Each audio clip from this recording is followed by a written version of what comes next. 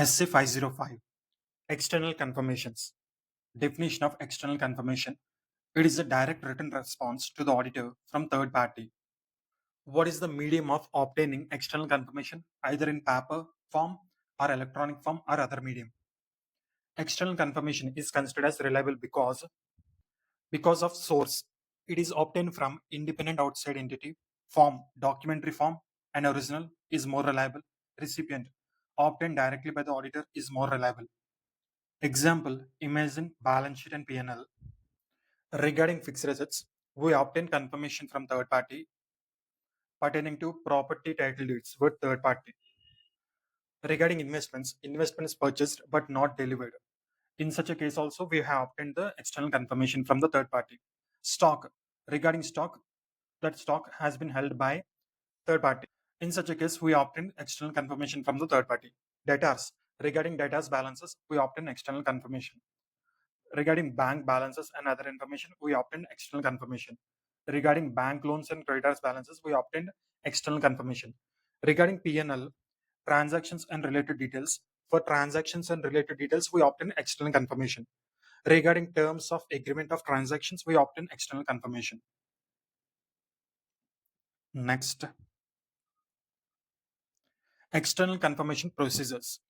Auditor should maintain control over external confirmation request sent to third parties. Following are important 4 steps. Step number 1, determine information to be confirmed or requested, either account balances or other elements, transactions, terms of agreements, etc. Step number 2, selecting appropriate confirming party, having knowledge and authority to respond on behalf of the third party entity. Step number 3, designing confirmation request. Confirmation request should be properly addressed and contain written address directly to the auditor. Step number 4, sending request plus follow-up request. Additional or follow-up request are sent when replies to previous request are not received. Next, factors to be considered while designing confirmation request includes first, layout and presentation. Letterhead versus blank. It should be addressed to the customer. Subject is confirmation request. Management encouragement should, if there is more encouragement from the management, the more it will be the response. What is the content? Our annual audit is being conducted by some associates and it's regular audit procedure to call for confirmations. This time your account is selected for confirmation process. This doesn't change or has any impact on our legal understanding and balances. It has nothing to do with discounts and other issues. We will ask the balance or transaction or check or agreement number, etc. As per our records is dash. We will sign. The management will sign. Higher authority will sign. Please write balance as per your records in cutout area given below. Method of communication, either paper form, electronic form, or any other form. Assertions being examined. Existence in case of debtors balance, ledger folio number. Occurrence, that is transactions dates. Completeness, total transactions time period, cutoff, last bill and last check number. Ability to confirm information, invoice wise balance versus total balance depending upon the software and its access. Next, management need to be signed the external confirmation letter. Management authorization signature. Higher authority, more response. A risk of material misstatements, low risk, negative confirmation request. High risk, positive confirmation request. In case of low risk, negative confirmation request will be sent. In case of high risk, positive confirmation request will be sent.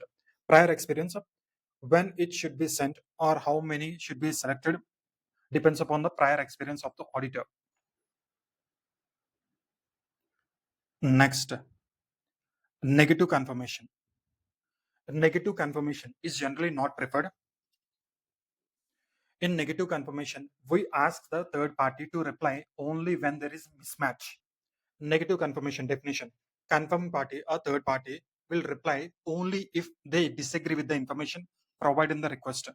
It is less persuasive evidence as compared to positive confirmations. So positive confirmation request is generally preferred.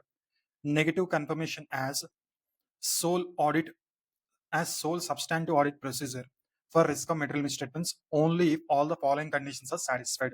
That means negative confirmation request is only used if all the following conditions are satisfied. First one, risk of material misstatements is low. Next, controls relevant to assertions are operating effectively. Next, comprise large number of small homogeneous. Homogeneous means same transactions, balances, conditions. Very low exception rate is expected. Not aware of circumstances as conditions that would cause recipients of negative confirmation to disagree request. In all such cases, negative confirmation request is only preferred. Doubts about reliability of responses.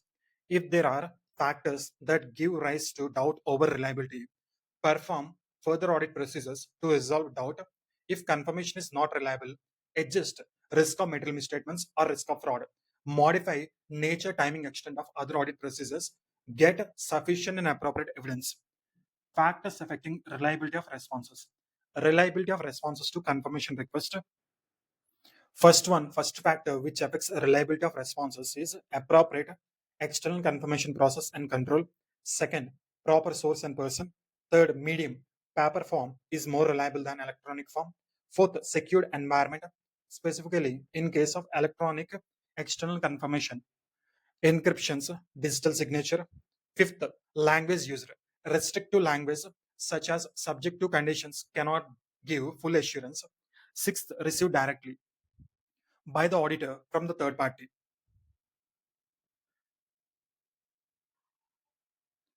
If it is received directly by the auditor from third party, it is more reliable. Next, management's refusal to allow auditor to send confirmation request. If management refuses the auditor to send external confirmation to third party, then inquire and determine reasonableness of management reasons. If it is not reasonable, inform those charged with the governance and consider implication on audit and opinion. If it is reasonable, further evaluate effect on risk of material misstatements or risk of fraud. Apply alternative audit procedures and obtain sufficient and appropriate audit evidence. If no sufficient and appropriate audit evidence is obtained, inform those charged with governance and consider implication on audit and opinion. If there is sufficient and appropriate audit evidence is obtained, then proceed with your audit.